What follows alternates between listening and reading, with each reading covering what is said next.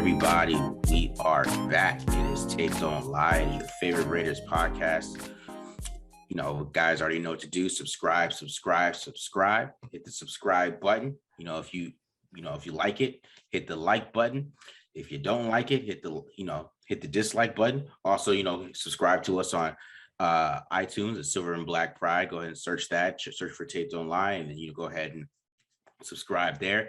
Also, download on Spotify. Go ahead and download with us on Spotify. Go ahead and check us out there. So, really appreciate all the love that we get there from all you guys. So definitely check us out everywhere that you can hear us, So this week, also, my bad, I forgot. Make sure you follow us on Twitter. At the Mark John NFL, at BD Williams 18. Also, make sure you go cop some merch. Go get some shirts. You go let us know how you're feeling about that. And, get some merch from us, guys. Get some merch. Check out all the merch that we got. And, it's going to be good to be rocking some Tape Don't Lie, right? So, me and BD are going to be going over, of course, the preseason game, reviewing it, one more time, going and giving you guys that information based on what we saw on tape, everything that we saw. So we really break down and go deep into that, right? So BD, how you feeling about this week? Yeah, it was an interesting game, It seemed like that same kind of pass rush that we saw against the Seahawks didn't really materialize quite as much or nearly as much against, the Rams. So I don't know if that was the Rams have better depth on the offensive line. They had a couple guys that when I was watching, they were giving some of the Raiders defensive line some problems. So that might have been part of it as well. Or it was just they practice against them all week. So by the time the game rolls around, they know all their moves, So kind of disappointed to see that they didn't have nearly as much juice. I think it's possible that, like really physical practices from everything that, we heard on our side being reported by Raiders beat reporters, Rams beat reporters, that it was a super physical practice. So that also could have, played into it. So I would have liked to see a little bit more pressure from the defensive line, like we saw the first preseason game. Didn't see that. What about you? Offensive line was a little shaky. Yeah, offensive line was really shaky. And definitely was not something that you wanted to watch. It was definitely a bad outlook altogether on the offensive line. It definitely was, especially at the tackles. I wouldn't say the whole offensive line. I would definitely just say it was purely the tackles. It was not the whole thing. I mean, because we still saw some decent performances for some of the other guys, especially inside. Inside wasn't too crazy. It was all outside. There's some guy, I forgot his name. Chris Garrett played for the Rams, and he abused Patrick. I couldn't get his name right on the radio today. Omame. Okay, yeah. So Patrick Omame, he just tortured him, bro. He hit him with a hump move, bro. That was like just nasty. I'm like some Reggie White stuff. Just humped him, just tossed him. So it was pretty bad over there, bro. The offensive line definitely didn't show up at the tackles position because I want to make sure we point out it was a tackles because I thought inside they actually did okay. I thought Nick Martin had a pretty decent performance. The guy just cut Parker Ellinger, he actually played pretty decent too inside. So they had some decent outlook from the inside part of the offensive line, but the tackles, they were an issue. They were a big issue for every Jared Jones-Smith missed some blocks, caused a sack, and like I said, Chris Garrett was abusing 77. So it was just not a good outlook. But with Alex Leatherwood and John Simpson early on, they were able to run the ball extremely well. That first drive, they were able to just go up and down the field. And you can kind of see that if they were in there together, they would be able to run the football very, very well. They're expecting Incognito to be ready for week 1, but he might not. You never know. I think John Simpson would definitely be fine if they couldn't go with Richie Incognito. I think he would be able to, do some road grading with Alex Leatherwood on that right side, and they would be able to just get it done and do everything they needed to do to help Josh Jacobs get going and just have Josh Jacobs run right, right? Just run right, outside zone, right side. I'm sure there would be a lot of movement. There'd be a lot of pancakes, a lot of guys on the floor, a lot of, because that's what was happening in this game. I mean, they're running a lot of inside zone. I saw quite a few clips of Simpson and Leatherwood putting guys in the dirt. That was really encouraging to see. Someone, his name is Brandon Thorne. He's probably like the best guy, offensive line, defensive line, breakdown, film breakdown guy on the internet. Brandon Thorne at Brandon Thorne NFL, I'm pretty sure is his Twitter handle. That he was like, he said there was a clip of John Simpson just burying someone right in pass protection. Like he came over to help the center out and just like put him on the ground. And Brandon Thorne said, 3 things in life are certain: death, taxes, and the Raiders having offensive line who want to fight you. There's definitely, these guys have a swagger about them. At Leatherwood and Simpson, they're gonna make defensive linemen pay for 4 quarters, especially if the Raiders want to run the ball. And both those guys can move humans. So I'm encouraged to see some of those things. But we knew that they can run block. It's about the pass protection. Like that's what needs to get better. That's what needs to improve. Were there any encouraging signs, like anything from like preseason week 1 to preseason week 2, where you thought Leatherwood might have cleaned 1 thing or 2 things up, maybe? Oh, Leatherwood looked great the whole game. I thought he looked great in run blocking and pass protection. He didn't have any issues at all. He looked really, really good in both facets of blocking. John Simpson was a little different. He was able to recover, but he was getting beat. He's getting beat. And, there's a little pancake video of him going around that's in pass protection that looks good, right? But a lot of the other things that are happening around there, they just weren't good. He got beat right off the ball, but one time he was able to recover and push the guy down, kind of not push him down, but kind of slow him down so Peterman could still get the pass off. But, he still got beat off the line. And then one time he still has his hands outside. He's not, keeping his hands inside, having the good hand placement, and he's getting bull rushed, but he's so strong that he's able to anchor. So he's able to anchor and allow Peterman to get a pass. So he really didn't give up a pressure, but he was getting beat.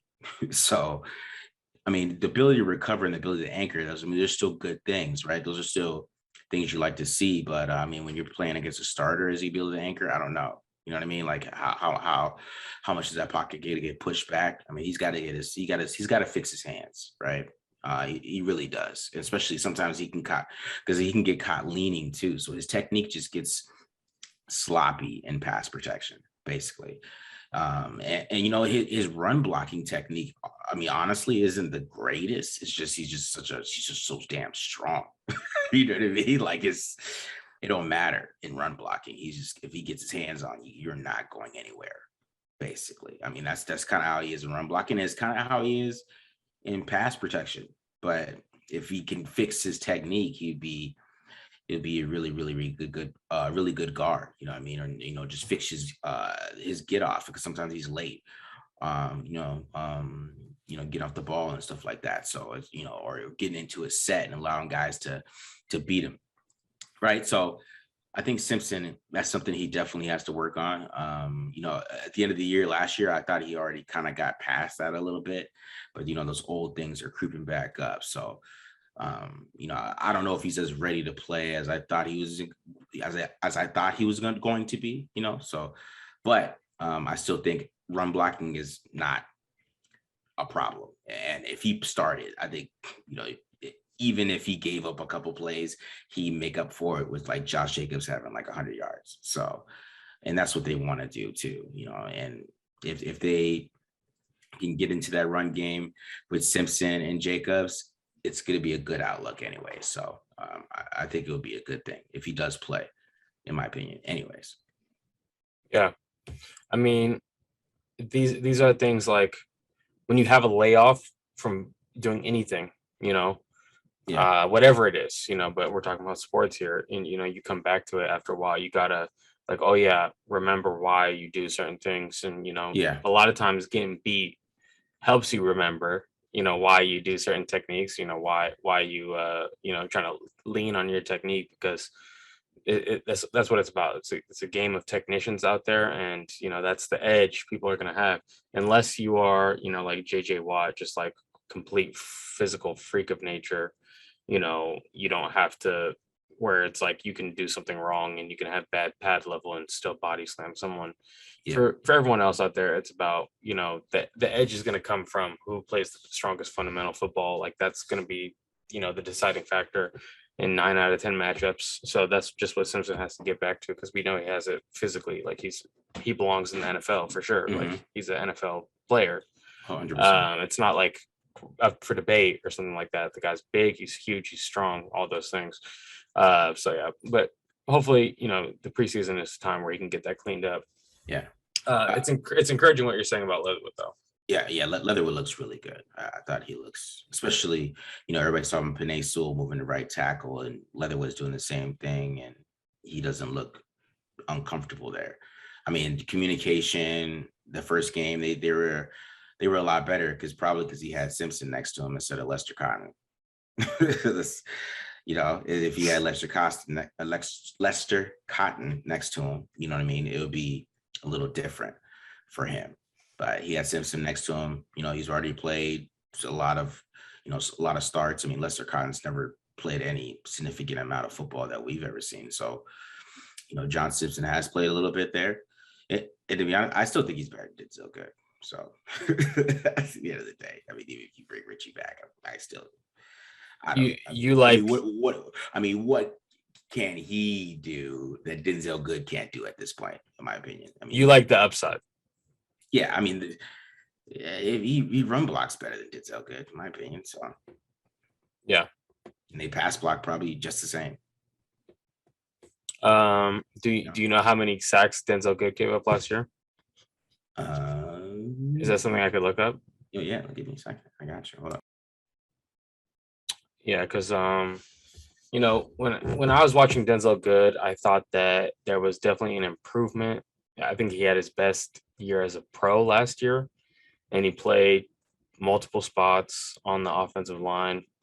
So, I mean, that means just the level of difficulty for him was even higher, So I do think that he's ascending is the wrong word, but like, he's continuing to get better as a professional football player. It's just not, he's not going to be the flashy guy. He's, not as probably explosive or quick laterally as Simpson is.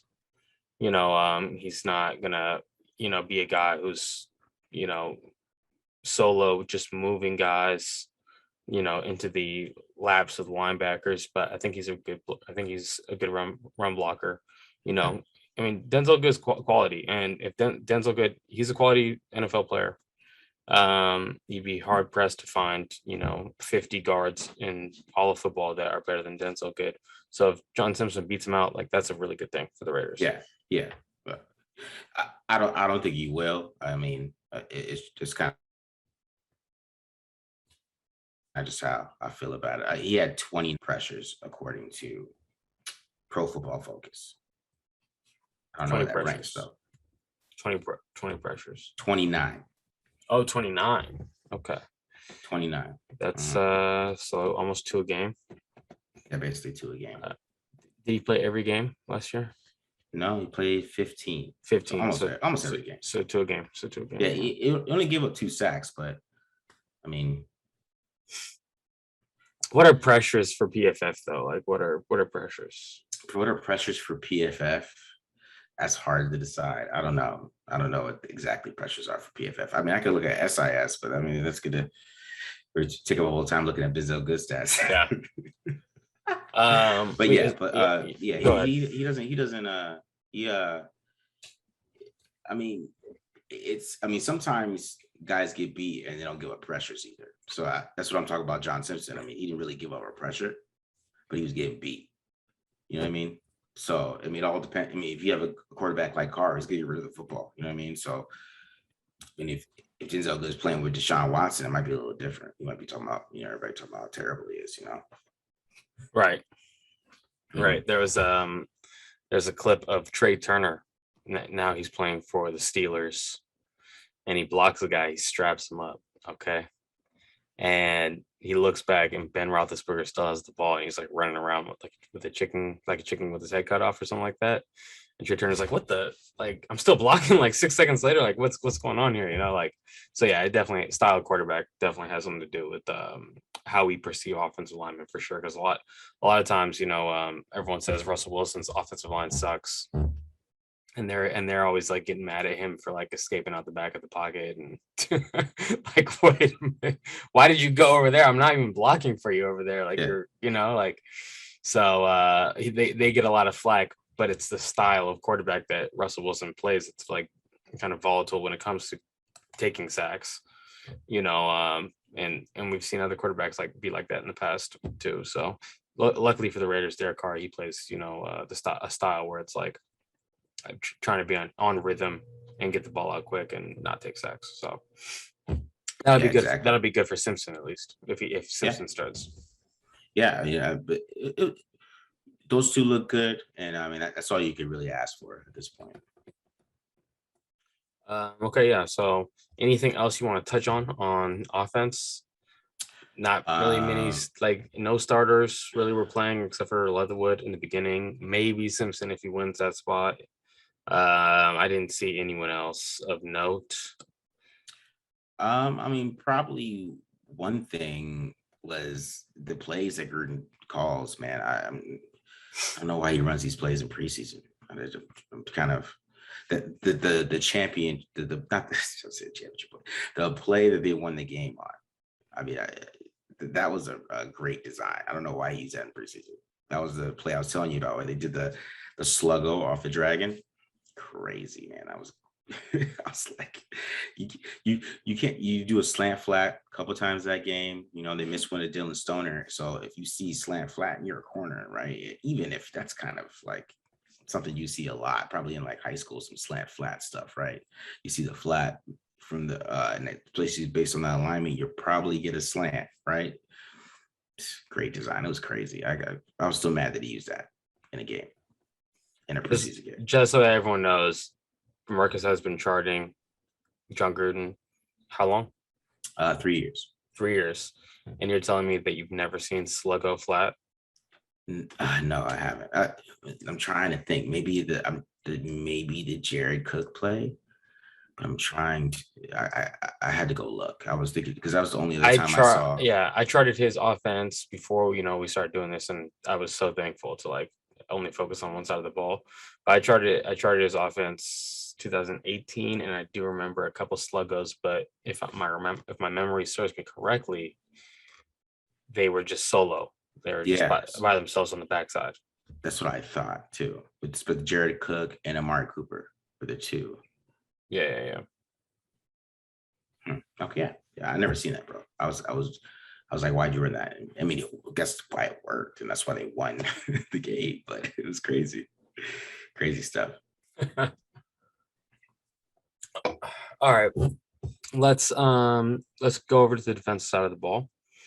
Got a couple players that I want to talk about. First of all, Javin White was having a hell of a game. Okay, like he's they go empty and they went empty a lot. Rams had a really good game plan for the Raiders defense, and it definitely helped seeing them in practice all week. Like they were stressing their rules on defense, and I think that it was a great game because of that. Because now Bradley has all this tape on, like, okay, so this kind of breaks our rules, or this makes us check into this, and now he has it. He has the film, he has the footage. So when he sees an opponent who likes to do stuff like that, they're going to at least have some background knowledge. So I thought that was a great game for that reason. I thought really tough game plan for the Raiders defense to handle what they were throwing at them for any defense, probably, to be honest with you. It was really tough. Like they would go formation into the boundary with two wide receivers, right? And then they would have a tight end lined up like out wide, right? And then they would put and then they'd motion another tight end out there, and then they would have the back go to the two tight end side. So there's two tight ends and a back lined up as wide receivers on one side of the field. And when you have three receivers on one side of the field for a defense like most defenses, that's the passing strength. So you put your nickel over there. Right. So now your weak side linebacker is on the side of the field with two wide receivers. You know what I'm saying? That's a tough matchup for most people.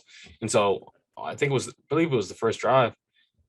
They tried it. They tried that. Javin White, he's out there, lined up across from a wide receiver.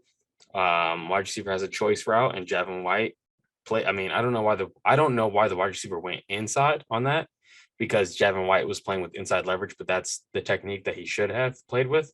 And so it helps him out because he's playing with inside leverage and he's kind of blocking. He's in the way, almost think about a basketball screen, right? Mm-hmm. He's making the wide receiver go one way or the other around him, right? And he's able to turn and knock down the pass that was intended for that wide receiver. One play that comes to mind is in 2019, and everyone was so sick. Everyone was so upset because they ran that play with DeAndre Hopkins. The Houston Texans ran that play with DeAndre Hopkins, and I believe it was Nicholas Morrow in coverage, and Nicholas Morrow got beat, even though he had inside leverage, right? Yeah. And everyone was like, why would a linebacker be out on a wide receiver? And it was well, they went empty, first of all, and they did something tricky where it's two tight ends are on one side of the field. And, so it's tricky stuff that defenses have to adjust to it, Mm-hmm. And if you're in the NFL and you're a linebacker, you are going to have to play coverage against the wide receiver from time to time. It's not high school where it's no, that would never happen. Okay. So anyways, so Javin White and Nicholas Morrow, he was young in his career at that point. There was I think that he kind of opened up the gate and allowed DeAndre Hopkins kind of a free release across the middle. Mm-hmm. And that kind of hurt that play.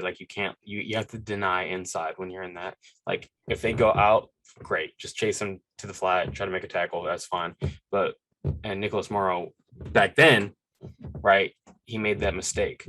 And now look at Javin White. Obviously he's not doing this against DeAndre Hopkins. It'd be a completely different story if that was the case. Yeah. But Javin White had that situational awareness, had that good technique. Second year in the NFL, undrafted rookie free agent, undersized linebacker, like Corey Littleton, like Nicholas Morrow, right? But he kind of showed this is the coaching staff is teaching good situational awareness, right? Yeah. So I thought that was excellent play from him. And then there was also that one, it was a fire zone, so there was a 3D three under zone blitz, and he was on the backside of the formation, and he identified a crosser coming from across the field, and he opened up and ran under it and was able to come up with a pass breakup. And if you watch the distance that he had to run on that play, he ran 40 yards. He covered a stupid amount of ground. That was a huge run. And it's not the most uncommon play for a linebacker to make, but it's usually only the best linebackers who do something like that, right? So not saying that Javin White's a future Pro Bowler or something like that, but it was a really impressive start, even if it's just a preseason game. And then, he looked like he went down with a really bad knee injury. So most likely, I haven't heard an official report on it, but it sounds like he's going to be lost for the season. So that was a huge blow, because I thought that he could have been the backup to Corey Littleton. Diablo has been hurt a lot. Darren Lee has been hurt a lot. Cut Darren Lee, put Diablo on IR. We got Javin White here. He can do this. Mm-hmm. But now it's going to be one of these guys who hasn't practiced all camp that has to back up Corey Littleton. So a little disappointing. Yeah, that is disappointing.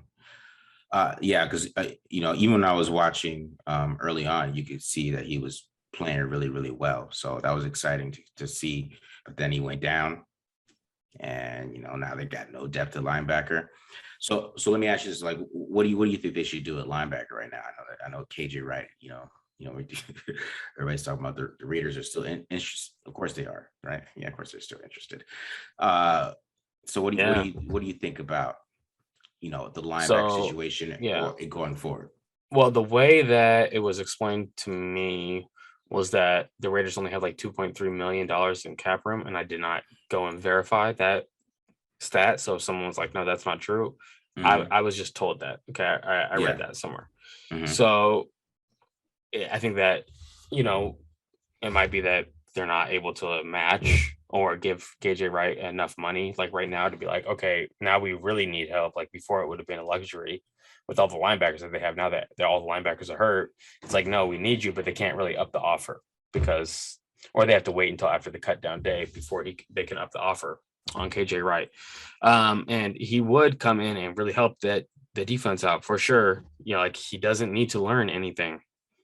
He knows this scheme, so it would all be the same, terminology for sure. Because Gus Bradley got all of his terminology from Pete Carroll. So, I think that it would be an immediate boost. The style of defense that Gus Bradley is going to ask these linebackers to do is going to be a lot of dropping, and I think Kwiatkowski's at his best. Like if Kwiatkowski isn't on a team and I'm his defensive coordinator, I want him like shooting gaps. Like I want him attacking, taking on blockers. Yeah. And that's not really the style of defense that these linebackers are going to be asked to do as much. And KJ Wright is like one of the best like droppers, dropping off ball linebackers in football. So immediate impact. Like if he signs, Raiders have a chance, despite losing all this linebacker depth. It would be a huge get. So I'm hopeful. I also heard that they worked out Mark Barron, another converted safety to linebacker type of guy. He used to actually play next to Corey Littleton. Corey Littleton and Mark Barron played inside linebacker together in the Rams Super Bowl loss to the Patriots. Yeah. So like they know, like they would know each other and be on the same page, at least between them, the two of them. Okay. But a lot of people are down on Mark Barron, and I've only watched him on broadcast. I haven't actually like studied Mark Barron. I have seen lots of things about KJ Wright because it's like textbook. Like this is how, a strong hook curl defender should drop. Yeah. Like it's like teach tape for KJ Wright. But no one ever puts those things together for Mark Barron, and I hear a lot of people have a lot of negative opinions about Mark Barron. But I've only watched him on broadcast, and I didn't think that he looked like bad or anything, but not like an impact player either. Yeah. So whatever.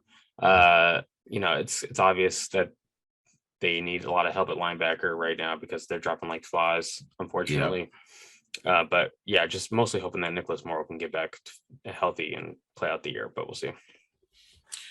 Yeah. So what about the big boy Nate Hobbs? Everybody, we saw your breakdown of Nate Hobbs. How was his performance to you? How'd you feel about it, like altogether? Yeah, I think that one of the most impressive plays to me was a play that didn't even come to him, and I added it in my breakdown, even though I called my video every target. It was a run play. Yeah. And it was when he was what they were doing is they're slinging the fit is what it's called. So the frontside linebacker goes to the backside B gap, or backside A gap, and then the backside linebacker now has the quarterback if the quarterback does his own read, and the nickel has to now get into the run fit as if he was a linebacker, right? Yeah. And just like the speed with which he closed and read it and diagnosed it and just like came in, like that's something that's super impressive to me.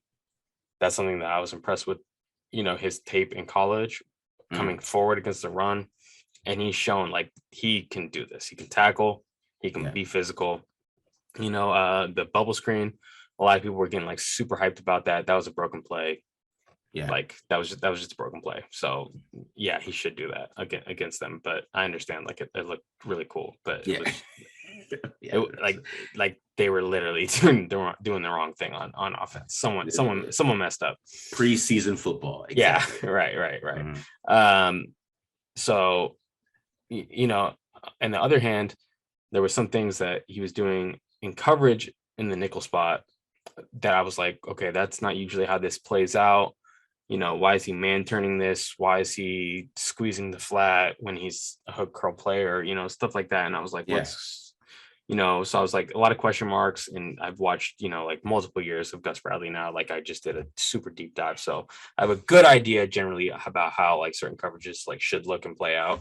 And so there were some question marks there. And I don't know if that's Nate Hobbs messing up or if that's, Gus Bradley doing different things than I'm accustomed to watching. So I won't necessarily judge him on that, but I didn't think that he looked great in coverage from the nickel.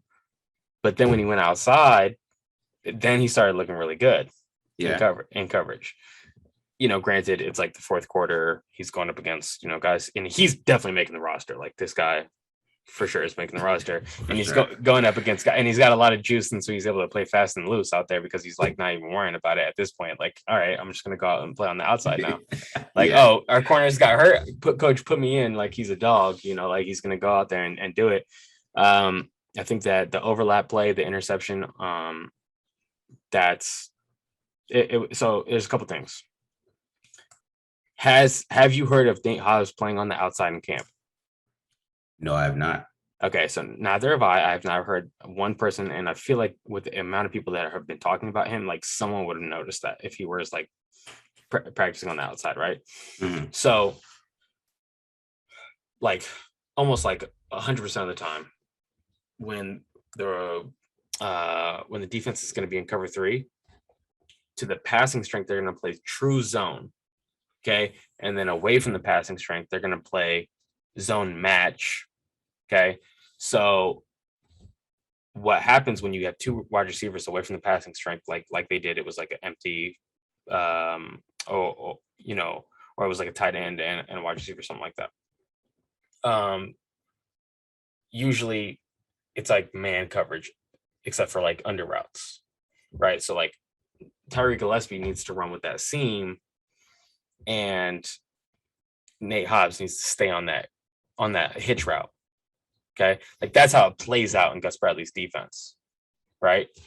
But he's going back to like probably what he was taught in college, where he's reading 2-to-1 vertical. Like when you midpoint, it's called a midpoint technique. You are playing, or when you're in cover 3, you are responsible for the seam and the fade. And so he played it like that, like he played it like a college coverage, right? Which is why I think that they weren't ready for it either. Like it was pretty cool to watch. But I do think that he was like he didn't blow coverage. He was freelancing. I'll just put it like that. Okay. And it just because he hasn't practiced or played on the outside, right? So it was just like an instinct that kicked in. Like he's playing from off, he's playing from a half turn, and he sees the quarterback eyeing the seam, and he's just like, go. Yeah. So I mean, it's cool because it was just like that was instinct that kicked in. Like there was no like reps, like practice time that was like, okay, this is how no, they don't even do that. They don't overlap the corner over number 2 to the seam. They don't do that in Gus Bradley's defense. So I thought that was really funny actually going back and looking at it. Like it's a spectacular play, A, and B, it's like not even how the defense is designed. So I thought that was really funny actually. But it just shows that he has some versatility. And I know that there was a lot of people who were upset at me when I was like questioning, because I was telling everyone I've only seen one game of Nate Hobbs and it wasn't good. Yeah.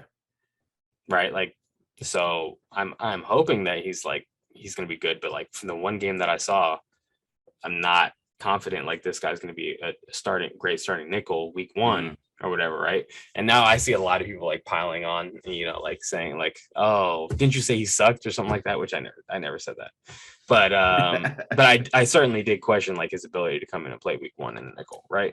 Oh, for sure. And I still reserve the right to say I have not seen anything from him in coverage in the nickel spot yet that makes me feel comfortable about him playing nickel against like the great quarterbacks. Yeah. But obviously, what he can do coming forward, blitzing, he could definitely be an impact player, even if it's not like a guy who's like locking guys down in man coverage. Like there's going to be enough splash plays like tackles for loss and, pressures and sacks and stuff like that, quarterback hits, that could change the flow of the game without him being like a lockdown nickel corner. So I am certainly encouraged with some of the things that I'm seeing from him. Okay. Okay. Yeah. I mean, his performance, I mean, it's everywhere, right? It's especially that play, the speed he had it everywhere. But I mean, when you watch a little bit, I watched a little bit of defense. I mean, he stands out. So, but I think it's more about his intelligence. I think he's a smart guy. Obviously, the way he's playing, you can tell he's a smart dude. And he's picking up the defense really quickly, which is allowing him to play faster than the guys around him in the fourth quarter are still trying to figure out what's going on, and he's able to still play fast because he's already picked it up. So that's what you could really tell from him, is that play speed is there, matching with the 4-4, and he has great play speed with it right now because he's able to, move off instincts because he knows the defense. So it's a good thing. All right, so Malcolm Kuntz, man, that's my boy. So Did you go back and watch Malcolm Kuntz yet? no, I did not go back and watch Malcolm Kuntz yet. I'm probably gonna do that tonight, but I'm gonna go check him out a little bit, see what he was doing. But I did see your long arm video, which I was excited about that. But I know his performance was a little up and down besides that. So go ahead and explain a little bit.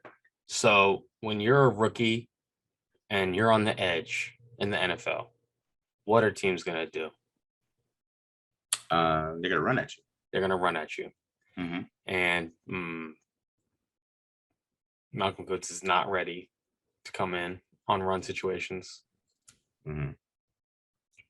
Just saying. Just saying. I know people are going to be upset because they love anytime the Raiders draft anyone, they want to hear good things about them, and they're quick to like jump down my throat when I say some negative things. Yeah. I got an article coming out tomorrow on Silver and Black Pride that kind of highlights some of his struggles and some of the things that he did good at. But really the base and against the run, setting the edge, that was a very rough day. There was not a single good rep from him doing that. Okay. So that was something to notice. And I think, we talked about the possibility of Malcolm Kuntz playing that Sam linebacker in the underfront because he has the size, the athletic profile of a 6'2", 250-pound guy. Maybe he could set the edge against the run, and like that's just not a part of his game. Setting the edge is just not a part of his game right now at this point. So I think that I would be surprised, honestly, at this point to see him being asked to do that in base personnel. Yeah. Even with all the linebackers who are hurt right now, because he really struggled to set the edge. So that's the one thing. So now some positive things. Early on in the game, he got hit with a little zone read action. Okay.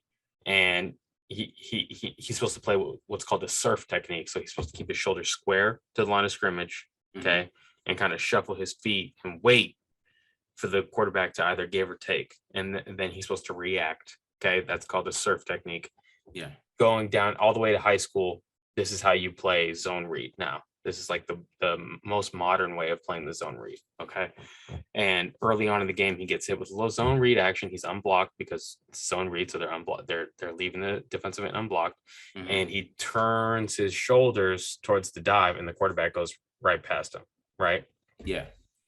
But then later in the game, they try the same thing against him. And then he stays home and keeps the shoulders square.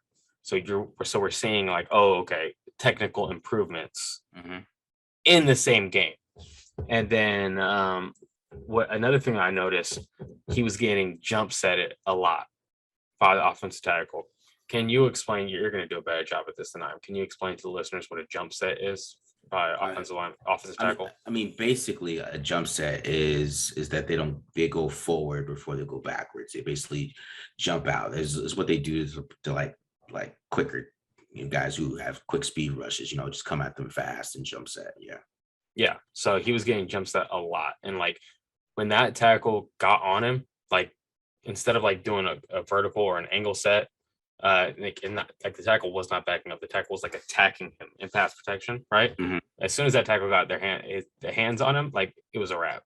Okay, and he struggled with that early on in the game, but then something clicked, and he got his hands up quicker, and he was able to deliver that punch and string together some pass rush moves. So we saw him, being like struggling against the jump set to like being like having a plan for it, in the same game. So two things that I noticed like he was struggling with in the beginning of the game, and then he got better at those things as the game went on. I think that's relatively rare. Usually, you don't see a player improve during a game. You see it maybe the next week or maybe like later in the season, you'll see an improvement in one of those areas. So I thought that was cool. Yeah. And then he has some good pass rushes. He has some good pass rushes later in the game when they brought the third string tackles out. He was better than those guys. So he wasn't better than the second string tackles. Yeah. For the Rams, but he was better than the third string tackles for sure. Something that it's interesting to me. Like we saw a lot more twitchiness in college. Yeah. A lot more violence from him, and Mm-hmm. it's just like not. It's like I think he might be thinking a little too hard at this point. Mm-hmm. But like he's just not playing with it like nearly enough violence. Like he was leaner in college too. He was leaner. Okay, yeah. So maybe putting on some weight affected that play speed as well. Okay. But that's something I noticed. He's a speed to power guy. He needs to get under. He needs to get that offensive tackle retreating. Yeah. Convert that speed to power to win, I think, consistently in the NFL. And there's just like not enough speed for that to like work against starting tackles in the NFL at this point. I also, I mean, I talked about how he's at a 2-point stance a lot, and now he's in a 3-point stance and a 4-point stance. It's like a D tackle or something. He's in a 3-point stance. Coming off the edge, it's a little different. I mean, to gain up that speed, and to be honest, he really didn't win with speed. I mean, he just won with his bend and athleticism. So. And he had some good moves, especially like the long arm that's one of his favorites to use. So it wasn't really about like speed. It was just more about the bend. That's kind of how he would win. He did a really good job of stringing moves together. Mm-hmm. Like something that has plagued Cleveland Ferrell is like when his first move doesn't work, like there's a huge delay. Yeah. Between that first move not working and then Cleveland Ferrell trying to get into a second move. And for Malcolm Kuntz, it's like really fluid and effortless, Okay. But at the same time, like he's playing like almost as slow as Cleveland Ferrell is playing from a foot speed standpoint. Yeah. And not nearly as strong. Yeah. So it's like I'm not like super juiced about Malcolm Kuntz right now because I know he got a sack. It was a team sack. It was a blitz. Yeah. Quarterback had to step up in the pocket. He was avoiding one pressure, and then he's holding onto the ball, and then Malcolm Kuntz sacked him. But yeah, there's like only like a small handful of plays where it was like, okay, there's that athleticism that we saw. The rest of it, it was too casual. It was too pedestrian. It was too like relaxed out there. Like he's got to really amp up the urgency, I would say, to be effective. Okay. All right. It's good to point out. Did he have anything in coverage? I mean, PFF gave him like an 80. Did Malcolm Kuntz have anything in coverage for this last game? They gave him an 80. Mm-hmm. I was like, he might have dropped once. He dropped more against the Seahawks. Okay. But these are designed pressures where they're like overloading one side and they're dropping the defensive end into like, like the hot route area of the field. Like he's not really covering like, PFF.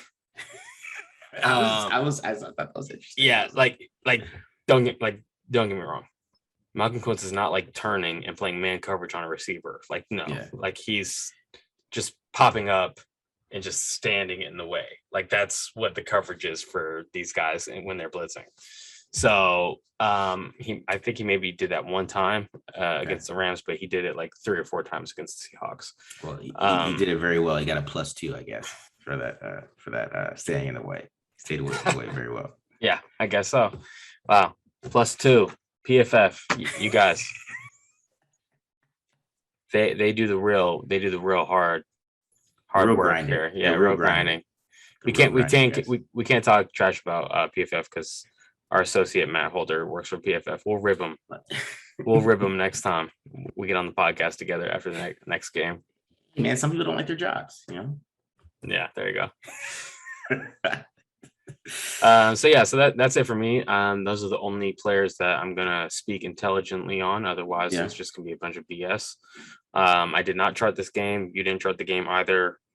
We're not really like trying to look at every single individual performance out there. We're just like keeping our eyes on a few people who, might be contributors on this team that have been playing in these games. But there's a really good chance next week that the Raiders starters get in for at least one series, maybe longer. What do you think? I don't think they're playing. Bro. I think they got to play before the season starts. They aren't playing. See, I think you need to let that go.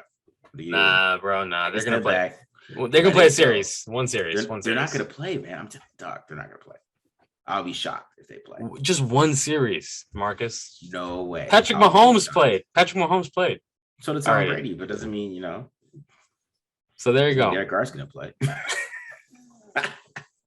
Aaron Rodgers hasn't played. You know what I mean? Justin Herbert, he ain't played. Interesting. He's not playing at all. There's different approaches. There's different approaches to this, I guess.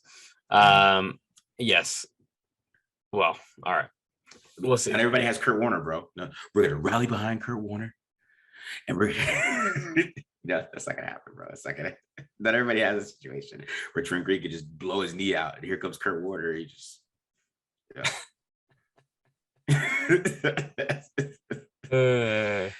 It's a great story though. Kurt Warner just stole Trent Green's Super Bowl, dog.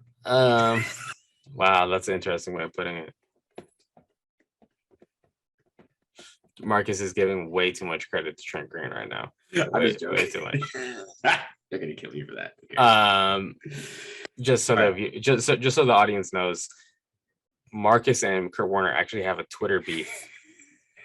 We don't have a beef. Going back, they argued on Twitter once about Derek Carr. They got into a little back and forth on Twitter. It was cool. It was cool to see it. I was standing back there. Remember that ref that like makes the faces? I was like, oh. Okay.